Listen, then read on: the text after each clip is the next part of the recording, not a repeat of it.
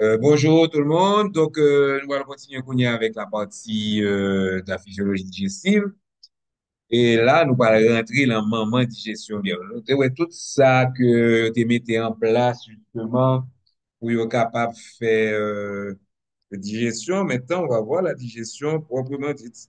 Comment est-ce que les aliments vont être dégradés et absorbés. Et donc, nous sommes 23-10. La digestion hydrolyse des aliments et les convertit aussi en nutriments qui sont absorbés par l'épithélium intestinal. Donc, les aliments, c'est tout ça, nous mettons dans la bouche, nous crasons, nous valets, ce sont des aliments, mais c'est pas tout ça que nous crasons, valets, que nous allons absorber. Ça, nous absorber, c'est ça qui est nécessaire à nous-mêmes, ce sont les nutriments. Donc, objectif d'apprentissage, il tout coûte, bien que ça a en pile, c'est décrire le processus général de la digestion et de l'absorption. Digestion d'un côté, absorption de l'autre. Après un séjour, même bref, dans l'estomac, les aliments sont méconnaissables. Cependant, la digestion mécanique n'a modifié que leur aspect. Donc, digestion mécanique ou encore digestion physique. Pour différencier entre physique et chimie, la physique, ça transforme les corps, mais ça ne transforme pas la formule moléculaire des corps. La digestion chimique, elle, transforme les aliments ingérés en leur unité de base, c'est-à-dire en molécules très différentes du produit de départ. Et c'est ça, le concept même de la chimie. Après l'opération chimique, à la fin, on a un corps qui est différent de ce qu'on avait au début.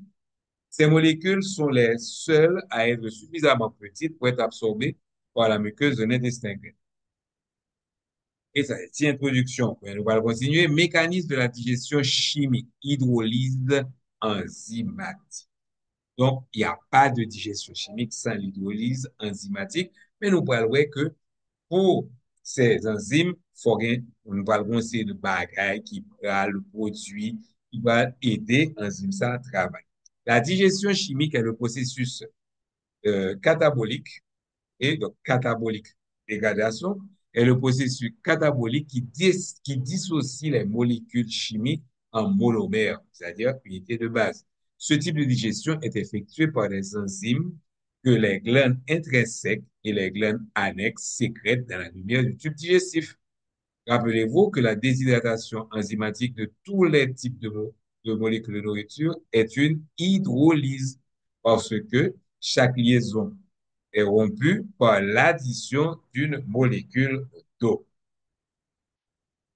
Et là, ça me remet, vous avez un tableau, OK? Digestion chimique et absorption des aliments. Ce tableau-là, il a présumé tout ça nous pral là, OK? Donc, nous pral en détail. Les produits. On a d'abord la digestion des glucides, la digestion des protéines, la digestion des lipides et la digestion des acides nucléiques.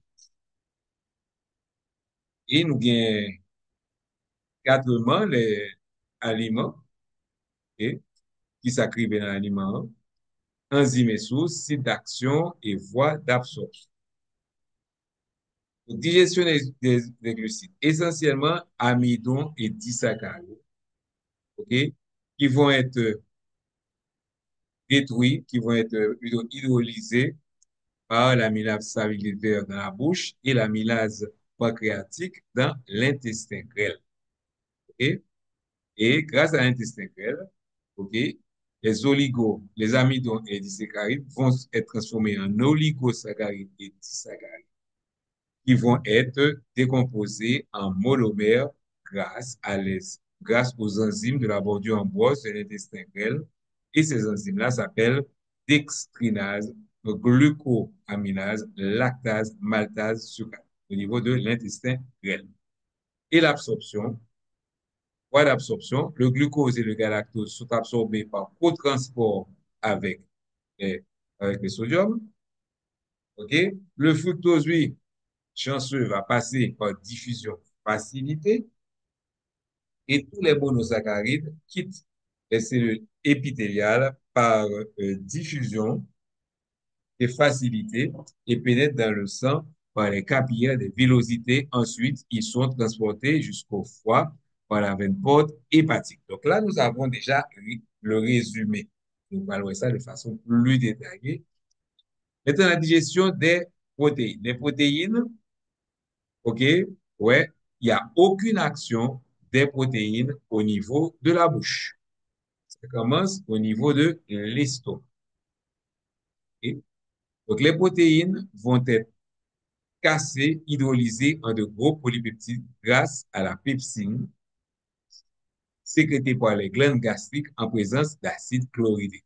Je vous rappelle, il y a certaines enzymes qui ont besoin de l'autre produit, OK, pour justement, pour le cas plus actif. Dans ce cas-là, c'est l'acide chlorhydrique. Tandis que les gros polypeptides au niveau de l'intestin grêle sont divisés en polypeptides plus petits, petits peptides et oligopeptides grâce aux enzymes pancréatiques, trypsine, chymotrypsine, carboxypeptidase au niveau de l'intestin grêle. Et en fin de compte, OK, les enzymes de la bordure en brosse, aminopeptidase, carboxypeptidase et dipeptidase des entérocytes, bordure en brosse des entérocytes, va justement finir l'hydrolyse de ces petits peptides en acides aminés, OK, bien qu'il va rester quelques dipeptides et tripeptides, autrement dit des molécules formées de deux ou de trois acides aminés. Ça se fait donc au niveau de l'intestin grêle, mais au niveau de la muqueuse intestinale. C'est-à-dire que l'absorption, quoi l'absorption? Donc, les acides aminés sont absorbés par cotransport avec le sodium. De petits peptides sont parfois absorbés par transcytose. OK? Donc, référence à vos cours de biologie cellulaire. Certains peptides, dipeptides et tripeptides sont absorbés par cotransport avec les ions H+, et sont transformés en acides aminés par hydrolyse dans l'entérocyte, dans les cellules. Tandis que les acides aminés quittent la cellule épithéliale par diffusion facilitée et vont aussi pénétrer dans le sang par les capillaires des villosités et se transporter jusqu'au foie par la veine porte hépatique. Donc, nous avons les glucoses, les glucides et les protéines qui vont dans le foie. Maintenant, bout dur, c'est la digestion des peptides. Parce que les peptides, ils sont un petit peu plus complexes. OK? Donc, nous avons d'abord au niveau de la bouche, ce sont des triglycérides non émulsionnés. Autrement dit, ils auraient été compacts. Émulsion, c'est la possibilité de transformer les triglycérides en de fines gouttelettes dans le milieu aqueux de la digestion. OK?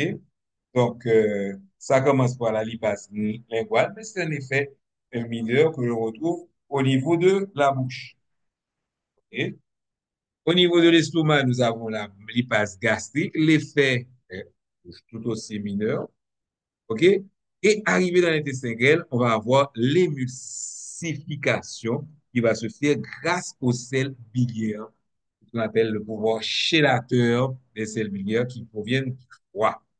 OK? Et le travail se finit, parce que maintenant que l'épidio est transformé en de fines gouttelettes tout petit, où il y a une plus grande surface d'action pour que la lipase pancréatique, les lipases pancréatiques entrent en jeu et les triglycérides pour être transformés en monoglycérides et acides gras. OK? Maintenant, comment les voies d'absorption se font? Les acides gras et monoglycérides pénètrent dans les cellules intestinales par diffusion simple.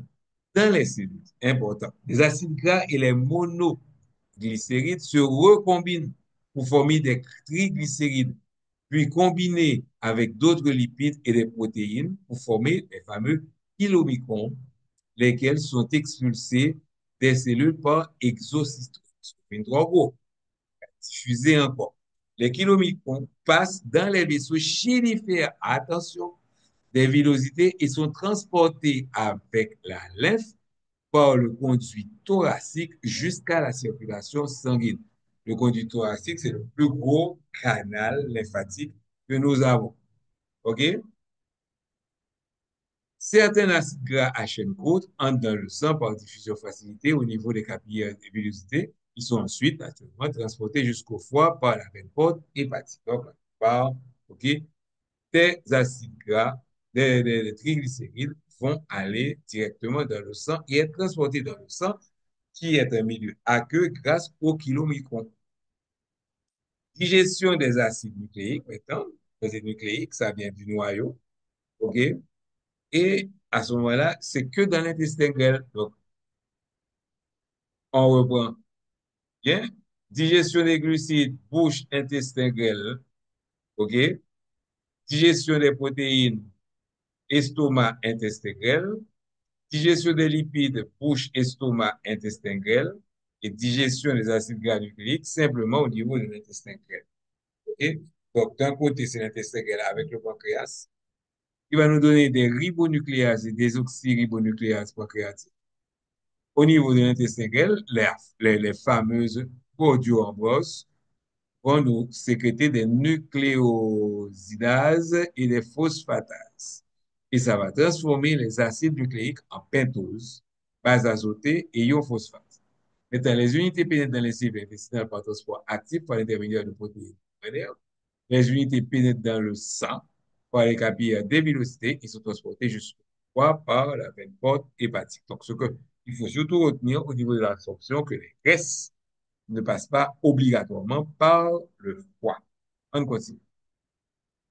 La plus grande partie de la digestion chimique a lieu dans l'intestin grêle.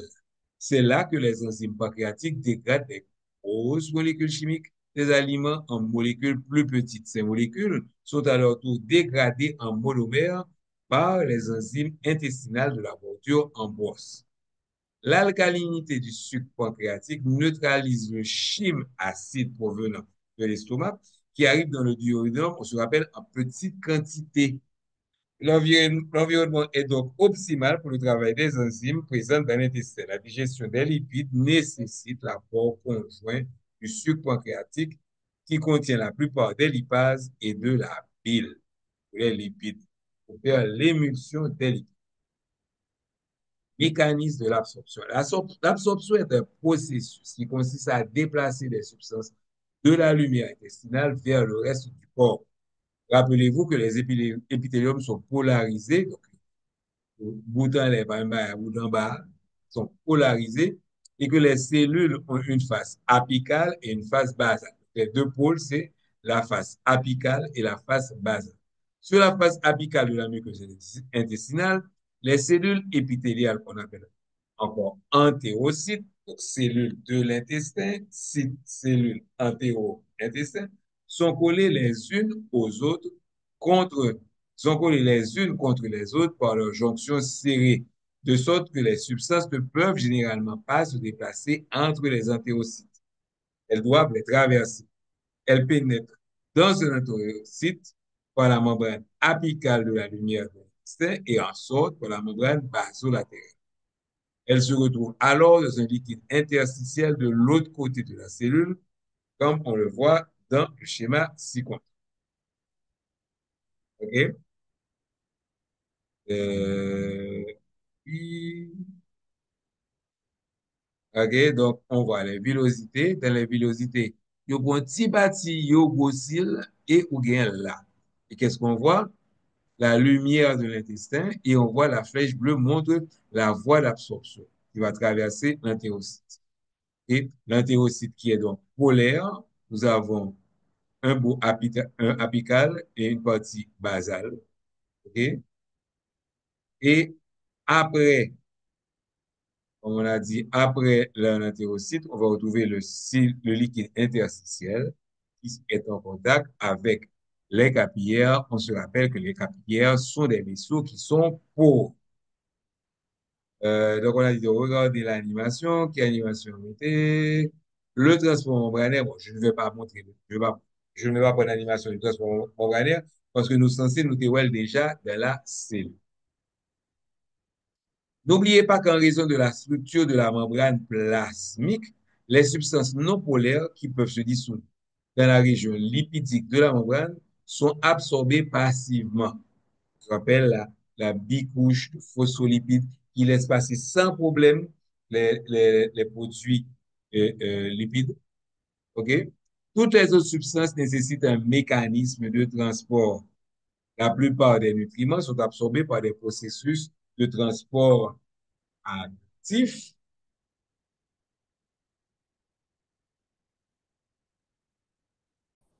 Bon, on va reprendre un petit peu parce que malheureusement, le téléphone m'a été sonné. Donc, n'oubliez pas qu'en raison de la structure de la membrane plasmique, les substances non polaires qui peuvent se dissoudre dans la région lipidique de la membrane sont absorbées passivement. Toutes les autres substances nécessitent un mécanisme de transport. La plupart des nutriments sont absorbés par des processus de transport actifs qui font appel directement ou indirectement à l'énergie métabolique. Et l'énergie métabolique, c'est bien l'ATP. Il n'y a pas que des monomères provenant des aliments qui passent le tube digestif. Chaque jour, ce dernier reçoit et traite jusqu'à 10 litres de matière, ce qui comprend la nourriture ingérée ainsi que les lipides et les sécrétions venant du tube digestif lui-même. Or, le gros intestin ne reçoit pas plus de 10% de ce volume, c'est-à-dire 1 litre. En effet, presque tous les nutriments, c'est-à-dire 80% des électrolytes, la plus grande partie de l'eau sont absorbés dans l'intestin grêle. OK? Donc, rappelez-vous que l'eau suit les électrolytes par osmose. Osmose, c'est la migration de l'eau suivant un gradient de concentration. Donc, l'eau va pas le passer de côté dilué à côté concentré. OK? L'absorption se déroule tout le long de l'intestin grêle, mais elle a déjà en grande partie terminé, elle est déjà en grande partie terminée lorsque la nourriture atteint l'iléum. La fonction principale de cette partie de l'intestin consiste donc à récupérer les sels biliaires, on se rappelle, le cycle des sels biliaires, pour les retourner au foie, d'où ils seront sécrétés de nouveau. La capacité de l'absorption du tube digestif humain est remarquable et pratiquement impossible à dépasser. Donc ça, c'était la première partie du chapitre, ok, qui était le 23-10, ok, on avait vu là, qui était la digestion, hydrolyse les aliments et les convertit ainsi en nutriments qui sont absorbés par l'épithélium intestinal. Donc, on va continuer avec l'autre partie, hein. C'est,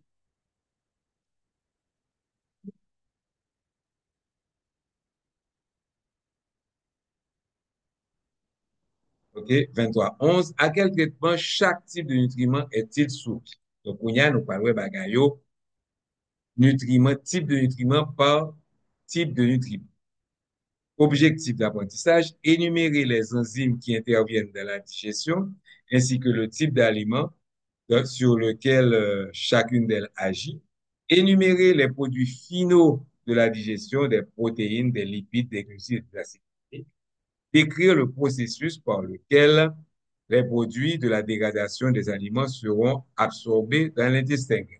Donc ça, c'est le 23-11 que je vais voir dans une prochaine vidéo parce que il pas piti. Donc, à la prochaine vidéo que l'on va voir pour le 23-11.